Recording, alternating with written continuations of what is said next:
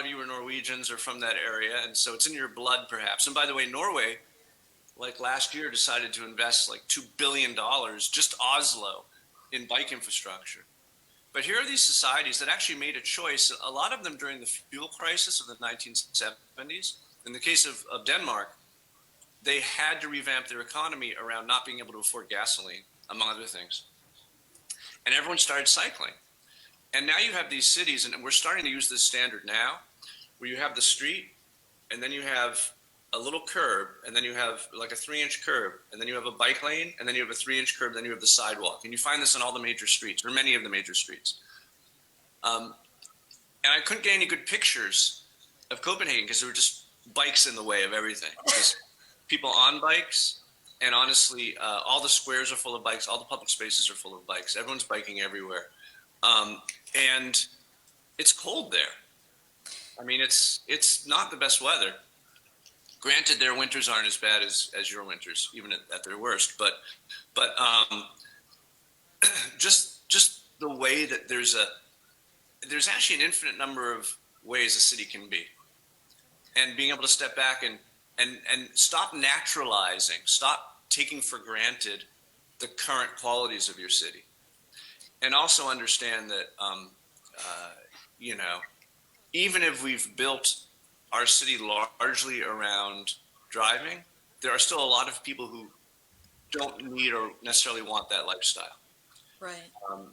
The biggest challenge working in North America, particularly in cities like in the Dakotas, is that the city has grown around the automobile, so many people are inevitably tied to the automobile. But if you can find the walkable places, and I'll be talking about this momentarily, if you can find the walkable places and create opportunities for people to live there, they will come. And then you'll have a small but growing and eventually large population of folks who have always wanted this lifestyle and can then achieve it. Well, hey, everybody, if you're just joining us, we just got word the governor's awards have wrapped up, so we're going to get cracking with Jeff Speck. My name's Kate Herzog with the Downtowners in Bismarck. With Jeff Speck, we were just talking about our favorite Eddie Van Halen riffs and also walkability. Jan Gehl, I mean, we were all over it. We didn't mention Jan Gehl, but he's another hero. I got to meet him in Copenhagen. I was thinking, just it transformed me over there. But Jeff, and I can give Jeff's bio as I have it here, but I think maybe I'll just wing it a little bit to say Jeff Speck has written books. He's been an urbanist. He is really one of the modern day urbanists that you need to know about here. Those people like Chuck Marone, Joe Minicozy, if you've seen Chuck at the past conferences. Jeff is one of those people for me that it just resonated. I've seen him a few times over the last about 10 years, and he's just a phenomenal writer and a way that he can simplify things so I think that everybody can understand them, but also using data. And so Jeff's going to jump into his keynote here, and I want you guys to really start thinking about some questions. Push Jeff as he goes through his keynote, and we're going to have a great Q&A afterwards, as well as a panel after Jeff's keynote. So think of some great questions. I'm going to hand it over to would you be the Teddy Roosevelt of the Mount Rushmore of modern day new urbanists? It's the glasses, I think. Yeah, I don't know. We don't have the same body type, I can tell you that. Okay. Well, everybody, please help me welcome to the virtual stage, Mr. Jeff Speck. Thank you, Kate. So it's 10:30 roughly my time, 9:30 your time, which means I'm going to try to do this in 45 minutes. That was my goal. Feel free to interrupt me if I run over by more than a little. And I understand you can still see my face if I share my screen, so I will hit the button for that. And you'll see a deep tunnel for a moment. It's so crazy. At least I see a deep tunnel. And now we'll start my show. So, slideshow from the start. So, hi. I'm going to hide something in my way and now go back to my show. Sorry, this always takes 2 tries. Boom. There we go. So, hello again. I'm here today on October 7th, or I'm actually here in Brookline, Massachusetts, which is a suburb of Boston, but it's surrounded by Boston, very urban. You may occasionally during my talk hear the Green Line train going by outside my window. Also, like many of you, I am at home. This is my lecture hall. It's also homeschool for 2 children. A shower door in a bathroom is being repaired, and I have 2 very active cats. So we may meet them later, but I'll do my best to keep you focused on me. This is hello again because I was in October of 2018, last and first in North Dakota. It was my first visit to your state. It's the first state. I have a very soft spot for North Dakota because it's the first state that put me on a billboard. So thank you for that. And I'm happy to be back. This is the talk that I gave in 2018 that was about main streets and downtowns in North Dakota and also in Minnesota nearby. But let's get to today's topic. Now, I'm not going to talk to you about COVID because that's not my specialty, although I've been giving talks and working in communities to make streets safe for social distancing and just generally more multimodal at this time of COVID. And I want you to know that many of us planners have been thinking about this very hard. I think it's fair to say that we do not believe that cities and downtowns will fundamentally change. Certainly, we're experiencing a lot of change right now. The cities that are fundamentally changing are the ones that are taking advantage of the reduced traffic to change their streets. And that's the sort of projects that many of us have been working on, turning parking lanes into dining lanes or walking lanes or biking lanes. And a number of cities have said, particularly and most prominently, Hidalgo in Paris and Sadiq Khan in London, have said, this is our chance to address the real crisis of climate change and to make our cities much greener. Some American cities have been leaning that way, but it would be nice if more were. I think that focusing on walkability, as I do, it's important not to be too opportunistic and not to address that COVID is its own issue that needs its own attention. But certainly, this is an opportunity that we should take advantage of. So I've been speaking for many years, but I really started speaking in earnest around 2012 when this book came out. And this book talks a bit about why cities need to be more walkable, but it spends most of its time. I spend most of my time and most of my career helping cities to be more walkable. And in the book, I talk about what I call the general theory of walkability. It's a bit of a tongue-in-cheek phrase, but it is a theory, which means it's a hypothesis that we're continually testing and modifying the details of. And what the general theory of walkability says is, well, first it asks the question, in America, when driving is so easy and so cheap, and you don't pay the full cost of it by a long shot, and the car is there in the driveway between you and everything, how do you get people to walk? And the answer is the walk needs to do 4 things simultaneously, and it needs to do all 4 of these things. The walk has to be useful, it has to be safe, it has to be comfortable, and it has to be interesting. And here's where I should step back and say, why am I talking about walkability at all? I'm a city planner. As I mentioned, I was trained as an architect. I was interested in having the most positive impact I could with my design work on society. And I fell into what was called neo-traditional town planning that then became known as the new urbanism, and this idea that there is a good way to build cities and a bad way to build cities, and we've been building them the bad way for about 50, 60 years. But it slowly dawned on me that the best way to think about urbanism was in terms of walkability, and certainly the best way to sell urbanism. And by urbanism, I mean, lively downtown and walkable neighborhood areas.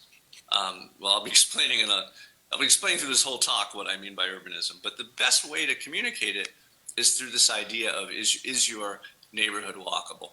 And so I've reframed everything through that term, and then that reframing made me then reconsider it through that term and get to this general theory which says, here's what we do to make places walkable. So these 4 items are the structure of my talk today. I'm going to go through them one by one. I've got some North Dakota examples to share with you. And much of this talk, though not all of it, is similar to the talk I gave 2 years ago. And I was told that I should blame Kate because she told me that was the thing to do. She saw much of this 2 years ago and said, this is what folks need to hear. If you were there 2 years ago, I'm sorry you'll be hearing some of it again. But I'm also hearing it again, and I don't mind. Now, the reason to walk is the useful walk. And it's a story that I learned from my mentors, who I mentioned, Andres Duani and Elizabeth Plater-Zyber. And Andres used to give this other talk that was called The Story of Planning. And he talked about how in the 19th century, people were choking on the soot from the dark satanic mills, and the planners who weren't yet called planners said, hey, let's move the housing away from the factories. And they did.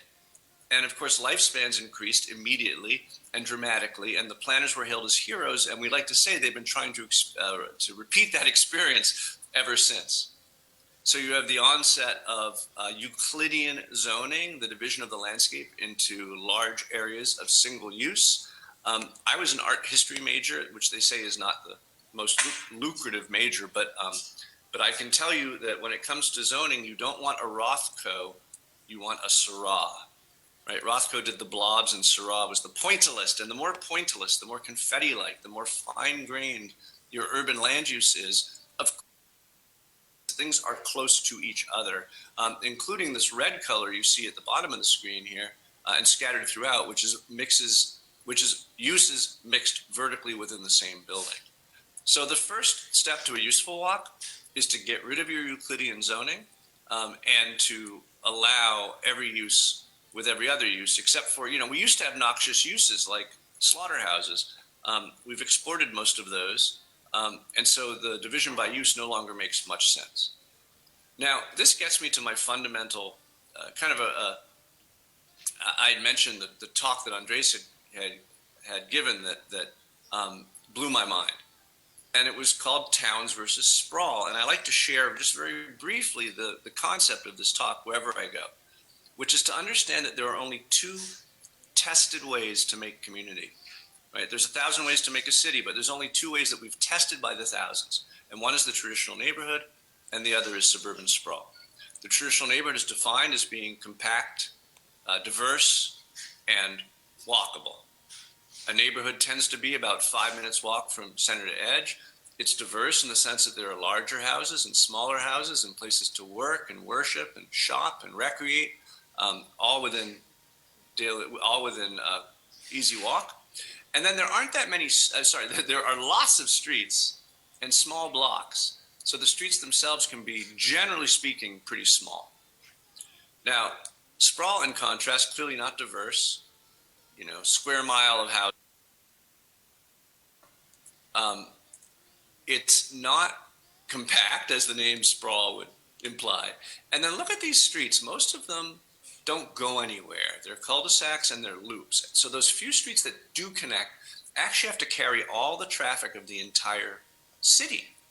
And if you look here, we call them traffic sewers because that's all that they do. They're sized into cars, sidewalks that no one's ever used, and not a single address on these streets. They're so noxious that the houses turn their backs to them. So this is the ideal model of sprawl. It's perfectly safe to live in a cul-de-sac, although it's almost 3 times as dangerous to live in a cul-de-sac than it is to live in this neighborhood statistically, because the minute you leave the cul-de-sac, you're potentially run down on this automotive sewer.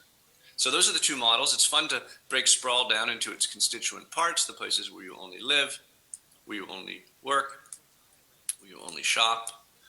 Institutions like schools get bigger and bigger, and the parking lots are bigger than the schools because busing doesn't even make sense in this sort of far-flung organization of the landscape.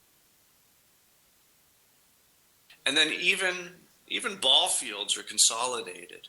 And Weston in Florida is very proud of their 8 soccer fields and their 8 baseball diamonds, but actually the kid that lives here's mother or dad needs to drive them 1.5 miles off the screen to get to the facility. And when you presume that everything is a drive, then we make really dumb choices like that. But the assumption of universal automotive conscription is what has led to this landscape. So I always tell people it's a two-part deal. You can have this, which some people still want, but it comes with that. And when you separate and you reconnect only with automotive infrastructure, then you're going to spend a lot of your time stuck on the highway. Now, you may say, oh, you know, we're a small city in North Dakota. This is Los Angeles or whatever. But this is the model. This is the model that's in your codes and your policies and your practices. So if you grow, this is the goal of that growth. This is where you're headed unless those policies and practices change. The amount that we invest in the horizontal landscape and often rob the vertical landscape, like, you know, city halls and fire departments, so that we can spend this kind of money so that you never have to wait more than one cycle at a signal. And of course, the frustrations that often are felt in this landscape. Driving can be a real drag, and being a pedestrian is often worse. So we've learned lots of things. And again, I'm not going to be talking much about why walkability today. One thing we've learned is that it's very stressful on families. You're actually more likely to get divorced the longer your commute. I guess that's not a surprise.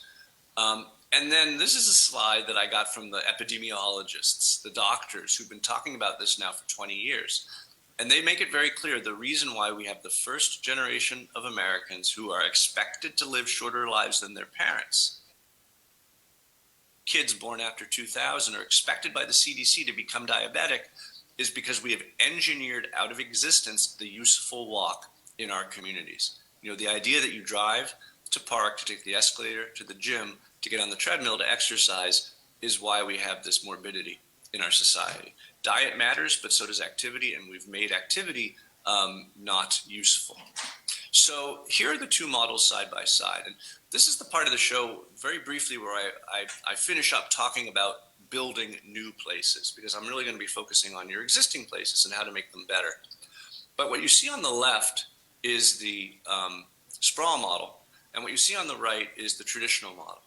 And you can see that it's the same stuff: places to live, work, shop, recreate. How big is it? How far apart are they? And do you have this road system, which is the standard now? It's called a dendritic or branching road system, where everything relies on one collector road to get through the neighborhood. Or do you have this traditional pattern of streets, blocks, and squares and buildings, in which actually there's 21 ways to get from this spot to this spot? Because in this image on the left, one engine fire on the collector road will shut your city down for a whole afternoon. So the great irony of sprawl is it was built around the automobile, but it's actually worse for driving often than the traditional network. And these cities on the right, these neighborhoods, these towns, they're capable of molting, right? They can become different and bigger. And Chuck Maroon talks about this. It's a framework that allows for growth. Whereas if you build this model, you're kind of stuck with the 2 stories or 1 story that you started with. So when we build new places, and I know this is a Main Street conference and a Down Street conference, but I'm told that one of the biggest concerns in North Dakota is that people are building new towns, but they're not. They're building just large single-family subdivisions, and we don't want to stop that growth. Well, actually, you don't have to stop that growth. The new towns that I've worked on, that I've designed or co-designed, like Rosemary Beach in Florida, or other DPZ projects, you know, Duane Plater-Zyberk, like Newtown St. Charles. These are principally residential communities, and actually they're mostly single-family houses, but what you're seeing is the mixed use in these communities, the main streets, the shopping, and the fact that it's a ton of housing, but it's not just housing. It's more, and it's organized to be walkable. This is totally possible. Wherever it's built, it outsells everything else. During the last recession, Newtown St. Charles was the only thing selling in the St. Louis market. It's doing great.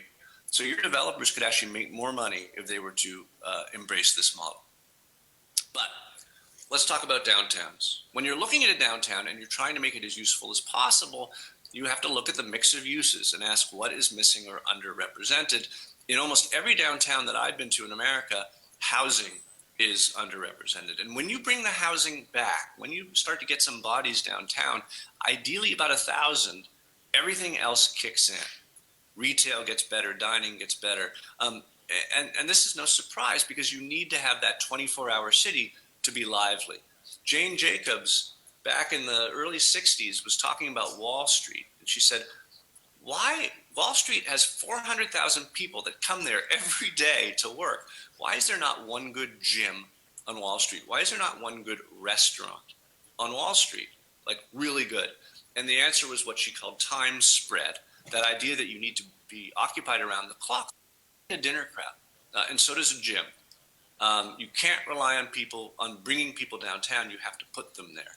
And that's why a lot of cities that I'm working in, like Des Moines, is actively subsidizing the creation of dense housing in their downtown cores, whether rehab or new.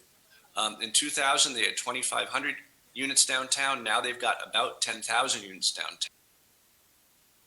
They gave developers a 10-year tax abatement and a 10-year TIF. So basically 20 years of reduced taxes if you're going to bring a lot of bodies to downtown. Why would you do that? Because it makes the downtown thrive for everyone. And that's an investment in having a better city and a useful city. The second category is the safe walk. And this is where I spend most of my time because many of my clients are cities. How can we be more walkable now? How can we, no more 20-year plans, right? How can we be walkable in the next 1 year, 3 years, maybe 5 years, but most people aren't looking that far out. So the answer is you control your streets. In fact, if you're a city, you control most of your streets, except the state highways, which requires some lobbying. But you control most of your streets, and you can change those immediately. It all points back to this image, which is that it's about speed. We need to understand that a driver going 35 miles an hour is 7 times as likely to kill you as a driver going 25 miles an hour. Yet that difference between 25 and 30 is the typical range of speed that people are driving in downtown cores. Of course, we'd like them to be going 20. The whole 20 is plenty movement acknowledges that 20 is a very safe speed for cars to be moving around pedestrians. But our practice then has to focus on what can we do that causes drivers to move a little more slowly downtown. And of course, it's not about the posted speed limits. In downtown, they don't do anything. It's really about the design of the street network. The first subject I've already mentioned is small blocks. This is Portland, Oregon, famously walkable, famously 200-foot blocks. This is Salt Lake City, famously less walkable, famously 600-foot blocks. This is part of my family crossing the street in Salt Lake, where they give you little orange flags to wave so that you don't get run down. Because a 200-foot city on the left can basically be a 2-lane city, but a 600-foot block city like Salt Lake is pretty much a 6-lane city. And no 6-lane street or 5-lane street is easy to cross.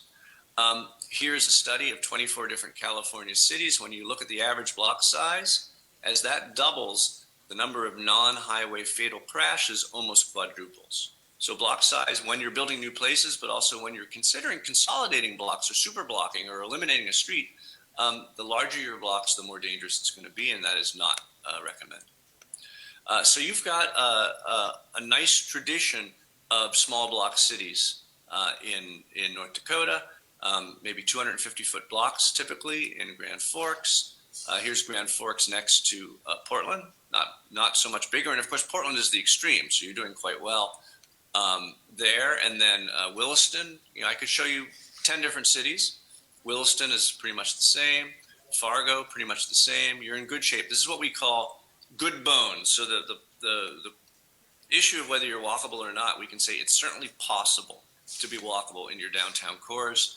And then we move on to the next topic, which is the streets themselves. Now, no one's walking here, but there's an important message when it comes to number of lanes, which is any lane you have that you don't need, of course, means people are driving faster and it's further to cross and it's a more dangerous environment. So where are your streets with extra lanes and what can you do about it?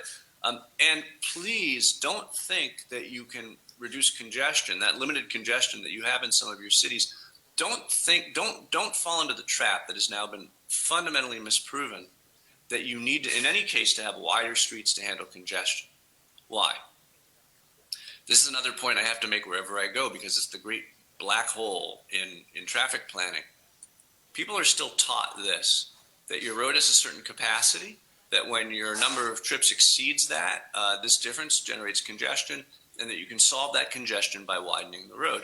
it's logical enough until you acknowledge that the traffic engineering profession historically has been one that has never acknowledged, whether in terms of safety or congestion, that environment influences behavior. So the environment changes and the behavior changes. And there's this thing that's called induced traffic. Streets are widened, making it easier to get to work, faster to get to work. So people in a city like your city are probably just making the choice to commute more on peak, or they work carpooling and they stop, or more likely they move further away because they like a house that's cheaper, that's a greater distance from the downtown. They make all these decisions based on the fact that their principal constraint before was the traffic. So I like to say, in congested systems, the principal constraint to driving is congestion. And once you acknowledge that, you will never widen a street for congestion again. Here's the study presented at the Paris School of Economics, very straightforward. Actually, I have no idea what this means, but I do know what this means, which is that when you add new capacity to a street, 40% of that new capacity is typically taken up by new trips immediately, and within 4 years, it's 100% taken up by new trips. Unless it's immediately taken up by new trips, like the 405 expressway in LA, which was choking on more traffic than it had ever had the day it reopened with more lanes, and that traffic never went down subsequently. Now, however, there is a challenge, which is that I explain that to folks and they believe it, but then they find it very difficult to put that into action. And moreover, there's a lot of people who don't come to the lecture.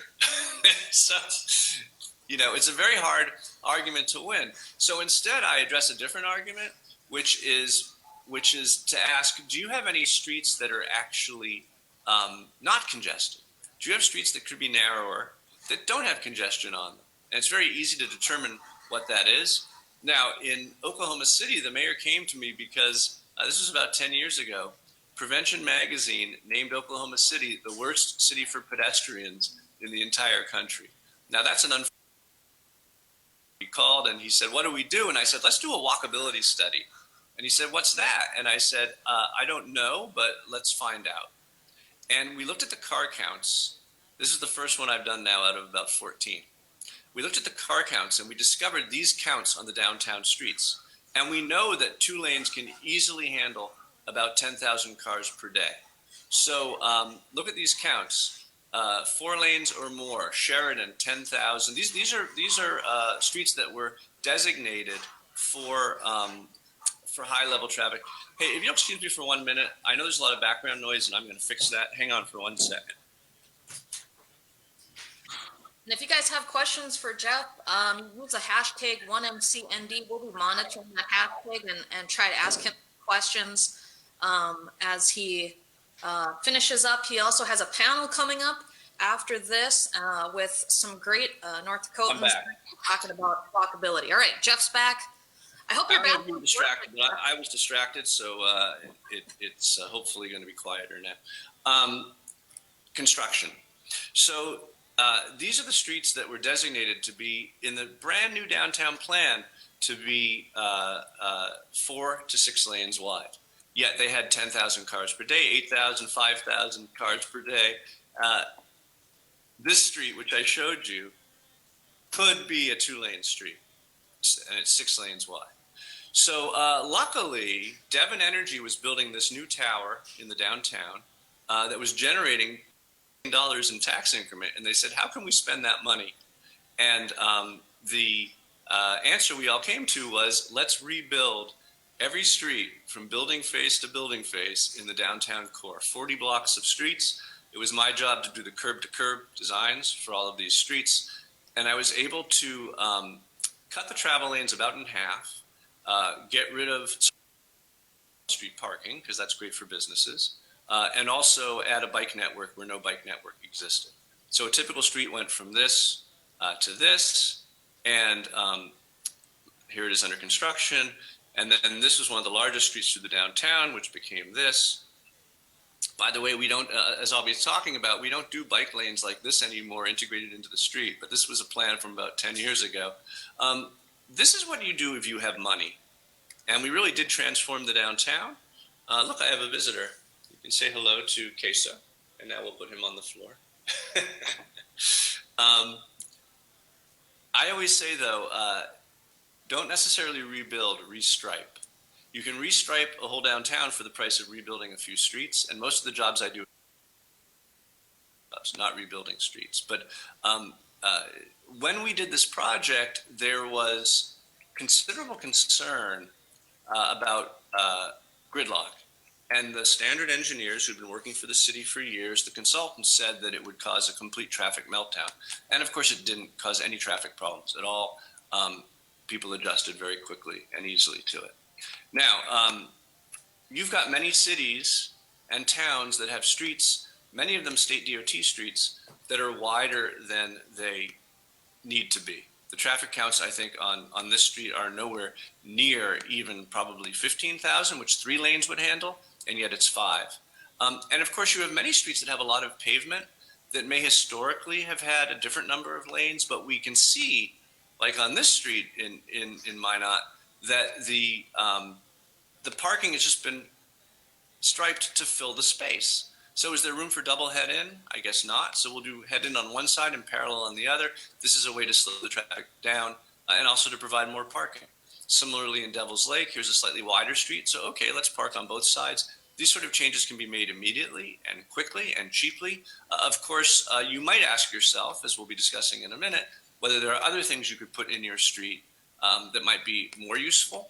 But let's move on. There's also this issue of this opportunity that's called the Classic American Road Diet. And the Classic American Road Diet deals with specifically one type of street. And I know you're familiar with these in North Dakota, as we'll discuss. 4-laners are particularly unsafe. And they're unsafe because of the fact the white car would stop for the red car, but then get hit by the green car. And they're also inefficient, and that inefficiency offers a great opportunity. When you remove one lane, you make it safer, of course, but the great surprise is that you do not reduce the traffic flow. So here's what happened in one study.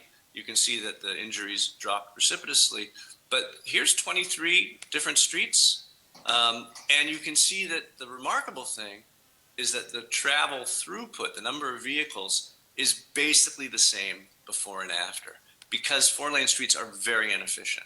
So this is an opportunity that we know about. There are a number of, I can find them throughout your communities. Here's one in Minot, one in Jamestown. Here's the main drag in Mandan, which I know one street in Mandan is being converted, or they're studying it now. And here's a study that you did in Bismarck, and you can see this is the before of a 4-laner, not a study, it's a change that you made. Here's the 4-laner, now it's a 3-laner. Dropped somewhat in a serious way. The level of service on your street is A, B, and C. By the way, most downtowns have a level of service of D. Most thriving downtowns, the level of service, which means how speedy is the traffic, has a rating of D or E. So you're not suffering at all in terms of traffic. And then you poll people, and more people, well, this is kind of for, you add these together, it's still less than the number of people who are against it. Now, I wanted to show this slide to make the point. People hate change. People who hate change answer polls. People who are happy don't answer polls. There's all these reasons why polling towards the status quo. So I was glad to hear that this change has been made permanent, and that even though there's a slight preponderance of people who are against it, it's clearly the right thing to do, as the data would show. Now, that said, one would hope in the future, rather than making, and I've seen this mistake in a lot of places, rather than making just really wide lanes and unmarked bike lanes, that actually a proper bike facility would be inserted in the street. Next is one-way travel. One-way travel is inherently less safe than two-way travel when it's multi-lane. There's nothing wrong with a one-lane, one-way street, but when there's multi-lane, it feels like a highway, and there's an opportunity to jockey. Number of studies have been done, more and more, This one in Louisville, Kentucky, where Brook and First Street were reverted to two-way, and Second and Third Street were kept as one-way. You can see them here from right to left: Brook, First, Second, and Third. The two ways, car crashes went down by 50%, and even crime went down by almost a quarter. The one ways, crashes and crime even went up in comparison. One of many studies, this is New Albany, Indiana, where I did a plan that reverted the entire downtown pretty much from a one-way system to a two-way system. It sat on the shelf for about 2 years, and then they did it all in one summer. And I love showing this plan because the police chief, who is one of the more likely opponents to the plan, for public safety. Speeds have been reduced, crashes are down, and response times to calls for service are far better than they've ever been. So that's the outcome of just one of those things. And people give me a hard time because this is something that I've brought to so many cities. They think that I think of it as a rubber stamp. Not every network should be reverted to two-way, but chances are it'll be safer if you do it in your city, and also it'll help your businesses. And the data for businesses is very clear. Excuse me for 1 second. Jeff, I love your You're getting to know me very well. This is what my cat was playing with. Okay. Now, moving right along.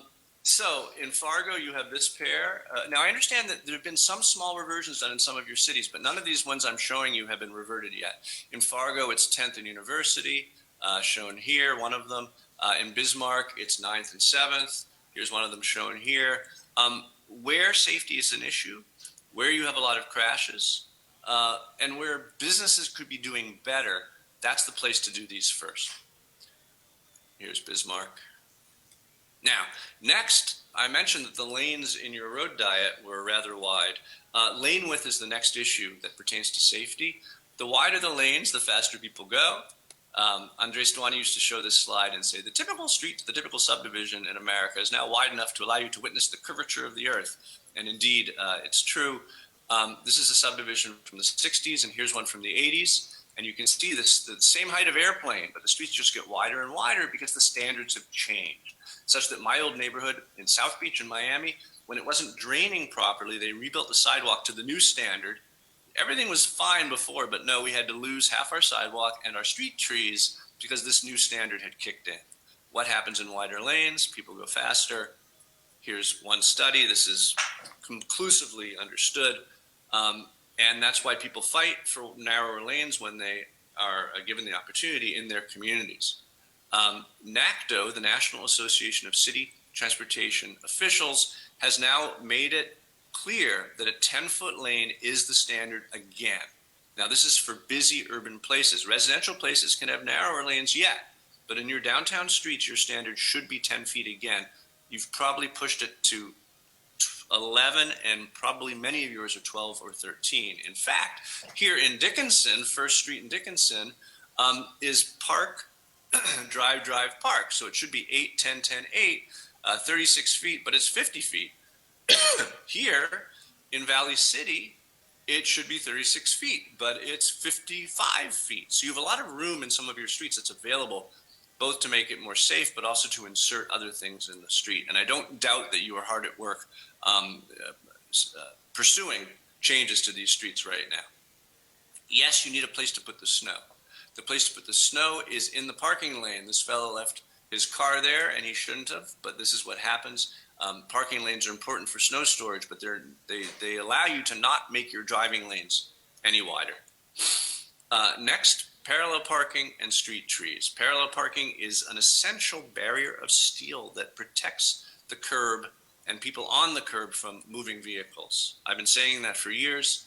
I finally got proof in Fort Lauderdale where this is happy hour, and you can see on one side of the street you're allowed to park, and on the other you're not allowed to park.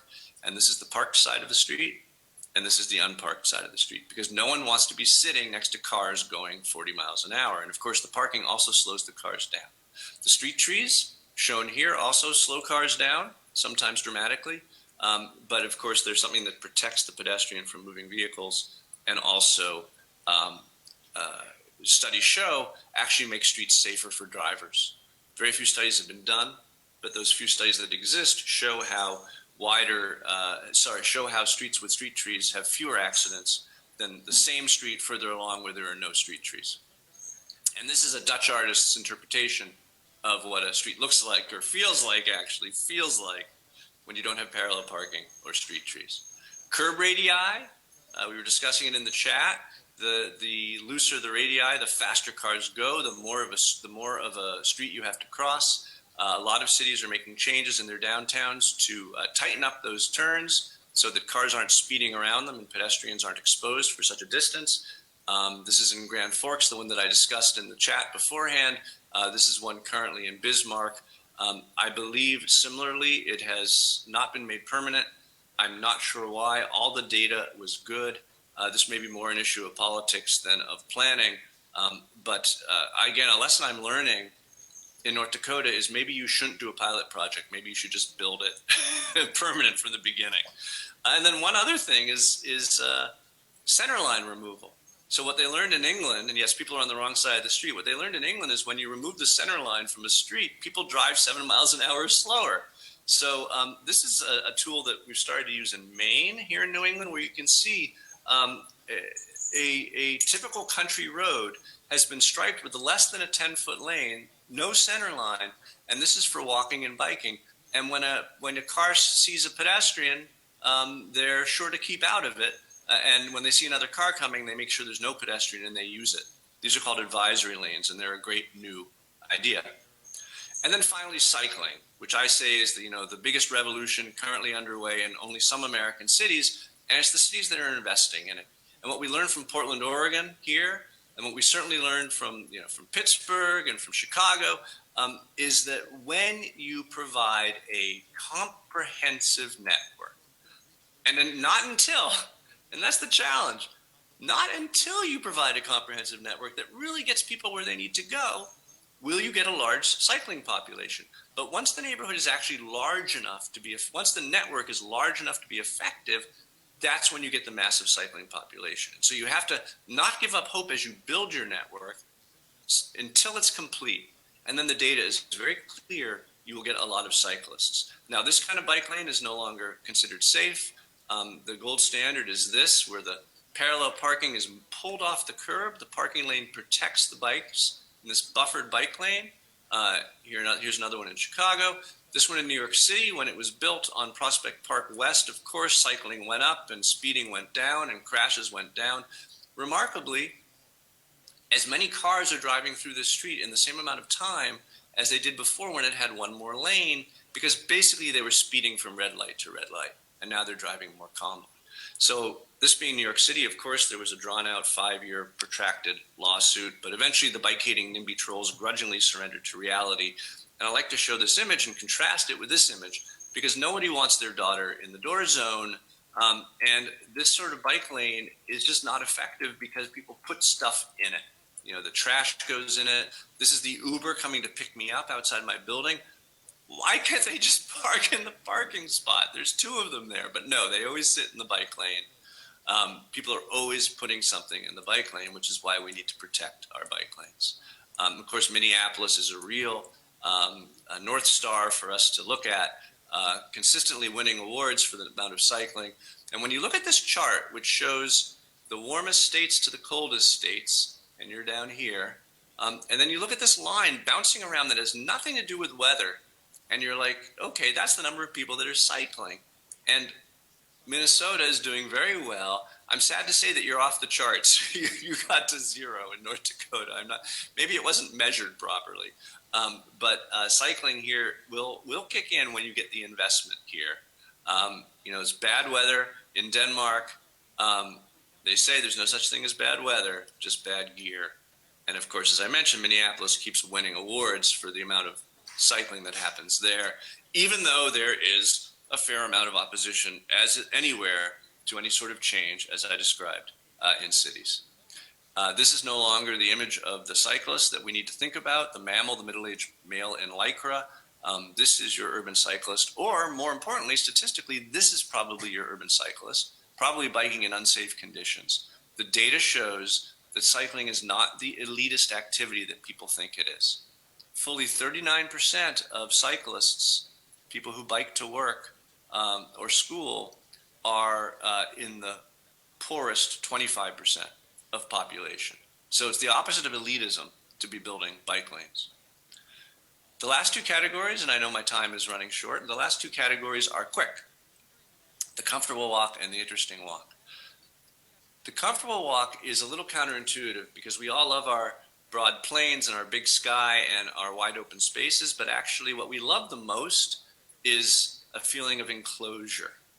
We like both things. The evolutionary biologists tell us that that all animals, humans among them, enjoy prospect and enjoy refuge. We want to be able to see our predators before they attack us, but we also need to know that our flanks are protected. And so a plaza is only as good as its walls. A street is only as good as its edges. And we like to design our public spaces as outdoor living rooms. And we've been talking about what that means. And the ratio of height to width, it's ideal. 3:1 is great. 1:1 is the Renaissance ideal that was written about at that time. Beyond 6:1, you don't really feel that sense of enclosure anymore. So, Salzburg at 1:6 is a dream. That's further north than Boston. The opposite of Salzburg, of course, is Houston in the 1980s. Houston is doing a lot better. This slide is way out of date, but I show this slide to remind us that it's the surface parking lot that's the principal villain in this conversation. And look at the difference, right? This is Madrid, but the outdoor living room, the best public spaces are the ones that are so well contained with good edges. So you look at Williston, not to pick at Williston, and you have a public space that's perfectly good with this historic train in it, but it just bleeds in every possible direction. This place is not much used. It's because it's not well shaped. It doesn't have that outdoor living room feel because the living room has no walls, right? Just the open prairie. And then, of course, Williston and many of your towns have streets that fulfill the objective of shaping space well. So Williston, Fargo, this street is everyone's picture of Fargo. Grand Forks has a great collection of downtown streets. And here, even in Mandan, it was fun to find this spot, or actually a little bit ironic to find this spot, because the majority of this main street, which I believe was First Street in Mandan, is one-sided. And here's the spot that I just showed you where you get this wonderful framed view, terminated vista to the south, right? And then the rest of the main street is exposed. Okay, there's a little park here, and then remarkably, you go a little bit further west, and the one place where there's a building on this side of the street, the public library, is where we lose the buildings on the other side of the street. So at a certain point, around the time that building got to this site, the model had changed, or maybe the site was torn down and rebuilt, where we're going to pull the building back from the street and put the parking lot in front, which of course destroys the spatial containment of the space and makes it no longer comfortable.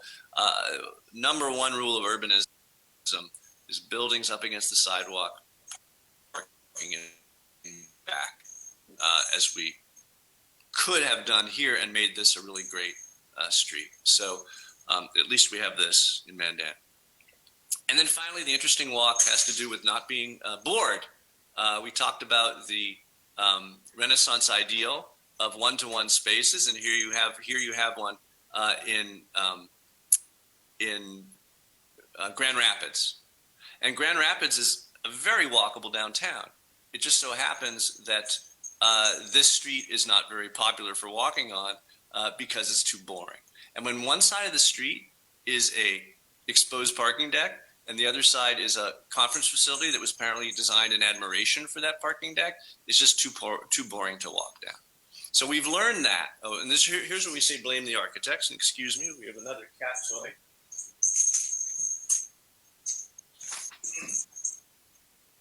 I want you to meet Fundito. This is our other kitten. You're really getting up close and personal with me today. Okay, bye-bye. Jeff, that was Queso and Fundito. Those are your Queso two. and Fundito, yes. Choose Funder. So we say blame the architects, but actually it's urban planning that we need to worry about. And we learned from a amateur urban planner, Mayor Riley in Charleston, who was mayor for 40 years, that it only takes 40 feet, sorry, it only takes 20 feet of building to hide 200 feet of parking. And that's a lesson that many cities have adopted. In Miami, here's one, I call it the Chia Pet Garage, where they preserve these historic storefronts against the street. Of course, every city, including yours, has plenty of examples, and with Fundito, has plenty of examples of exposed parking decks where even there's room in front. And if you look here, there's room there to build something that could block it from the street. And here's another one in Grand Forks, no room in this case. And then some cases, and this is not a new building, right? This is a relatively recent phenomenon, but you did it earlier in this building in Bismarck, which hides, as you can see in the plan, the parking is hidden from the street by this thin layer. And that should be a rule in all your cities. If you're going to build a parking structure, then you need to hide it from the street in that way.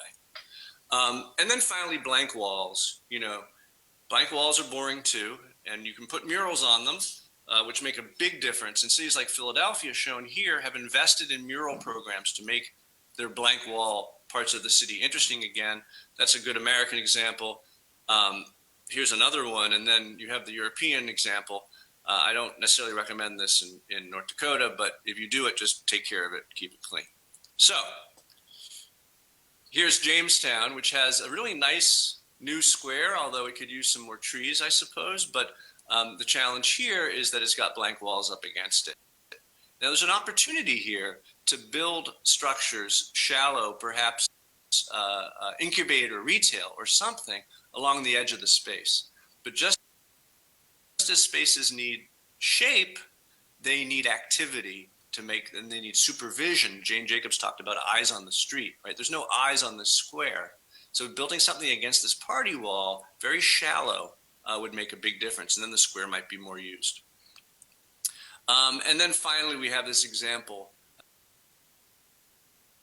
in Devil's Lake where this was the main street right here, 5th Street, and the supermarket somehow was convinced to build its parking in back, but it didn't build the gate at the front.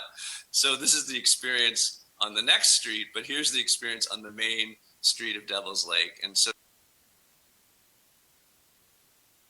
the cities need to have ordinances and leadership to make sure that these sort of things don't happen. If you've got a main street, then put the market on it and have the market face it. So be vigilant. And I know I'm kind of giving you a hard time, and you know, we invited this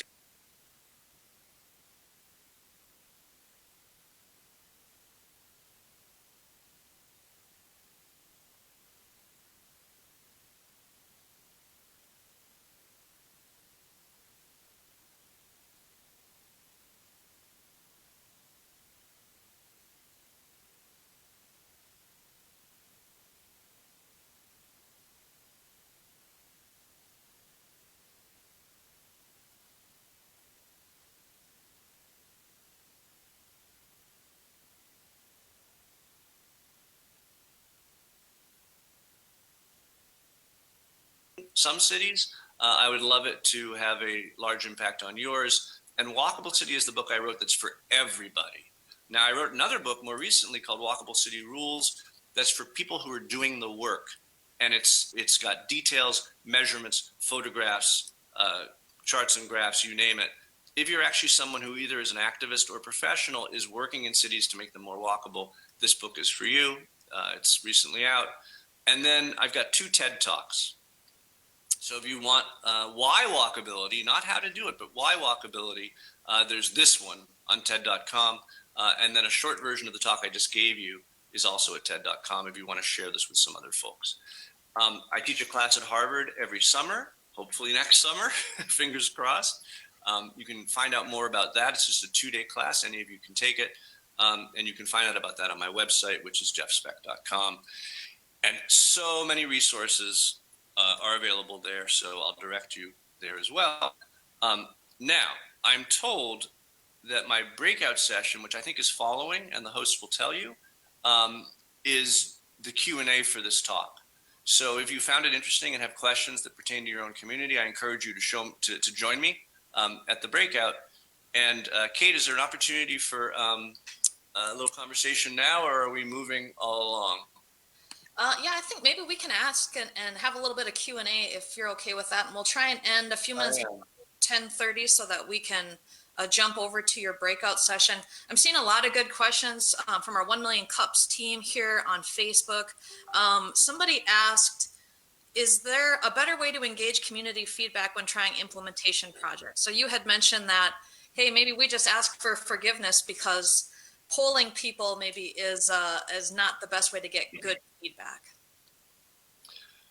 So I think that the answer to that question needs to be somewhat modified with the COVID circumstance, because that's also changed the way that we interact publicly. I do think that polling, that when you ask people if they have an opinion, go to this site and give us your opinion, is inherently a prejudicial approach. That people who choose to opine are much more likely to be negative than people who are selected randomly. So the main piece of advice I have is that any sort of opinion polling, and we learned this in Des Moines as well, any sort of opinion polling around projects needs to be like a Quinnipiac political poll. You need to reach out to people who don't necessarily want to give you an opinion, and make sure that you're getting an even representation of your population, and not just those people who are angry and want to say something. Yeah, that's great. Take all Facebook comments with a huge grain of salt, like a salt lick block of salt. Jeff, for our 1 Million Cups crew that's on here, entrepreneurs, startup folks, talk a little bit about sticky edges and maybe how that's a good thing for businesses. If you're looking to start a business, how much location, contributes to successful entrepreneurial businesses in communities? I'm particularly interested in entrepreneurship when it comes to attracting talent, so let's direct it there. But the sticky edges is what I call it. I think Jan Gehl calls it thick edges, but it's very clear that people choose to hang out in public spaces where the edges are not just slick like mirror glass or flat like a simple storefront, and that there's this, I always say you want to kind of blur the transition, particularly for merchants. You want to blur the transition between inside and outside, between public and private. It's on that kind of cusp between public life and private life that all the real kind of advancement of the conversation of society happens, right? But moreover, if you can use benches and awnings and placard tents and bookshelves and other things on the sidewalk to kind of blur that distinction between in and out, or as Jan Gehl talks about, just buildings that have some thickness to the facade and real solid materials and not just mirror glass, that causes people to choose to stay in a place and to occupy a place. So there's that. But my main point about entrepreneurship is that these days the goal is to attract talent. You want people of talent to choose to live in your cities and in your state. And more these days, talent is mobile. Talent can be anywhere, particularly with telework now, it's extreme version. People can locate wherever they want. But even 10 years ago, the data was very clear that millennials, which were then the rising generation of folks that cities wanted to attract, were deciding first where they wanted to live. 66% first were deciding where they wanted to live and then moving there, and only then looking for a job, as opposed to my generation, which we would just go where the work was. So the new pressure on cities isn't to create some biotech cluster or some aerospace cluster or something else, but to be the sort of place where talent wants to live. And if you achieve that with giving them what they say they want, which is a mixed-use walkable downtown, at least 88% of polled millennials said they want to live in America's urban cores. 88%. So if you give them what they want, you will get the talent, and then the industry will flow from the talent, not the other way around. And Jeff, I think it's a good point too, and we've got a lot of economic developers listening. What's the difference between community development and economic development? Sometimes the lines are blurred, sometimes they're a little bit different. But Jeff, I want to thank you so much. I'm encouraging everybody to jump into the panel here. It's going to start at 10:30. We'll give Jeff a couple of minutes before we jump into that. Jeff, since there is no audience, Jeff, I'm gonna do this for you, okay? Woo! That was great. It's just been a pleasure and honor for me to be able just hear you again. Again, it's therapy for me. We did our bump outs, and somebody threatened to run you over. And so when you talk about somebody who's understanding it, it's just great. We've got so many good questions on the 1 Million Cups page. Again, I want to just mention 1 Million Cups is a weekly entrepreneurial startup program. A lot of our communities in North Dakota have a 1 Million Cups. Check it out if you haven't been to one. Thanks so much, Jeff. And we're going to switch over to the panel and hope to see you guys soon. So I'll stay online and I'll see you again in 6 minutes. Awesome. All right. Great. Bye, guys. Thank you. Thanks.